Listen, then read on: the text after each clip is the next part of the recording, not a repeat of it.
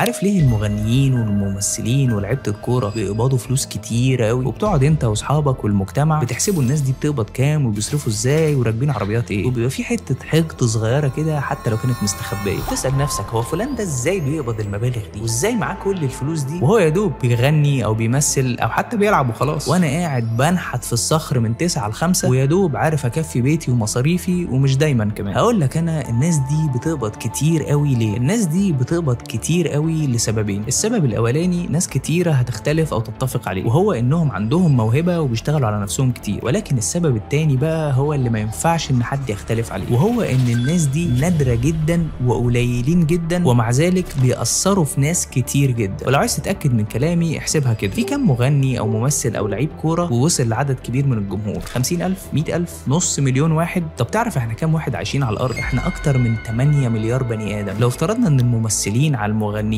على كل لعيبه الكوره المحترفين مليون واحد، فدول بيمثلوا بالظبط كده 0.0125 من ال 8 مليار، يعني شبه مش موجودين بالمقارنه بباقي الكوكب. لو عايز تعمل فلوس كتير لازم انت كمان تكون نادر ومفيش منك كتير، انما لو سهل جدا انك تتشال ويتحط حد تاني مكانك يبقى انت مش نادر ولا حاجه، ولو مشيت بكره يجي 100 غيرك.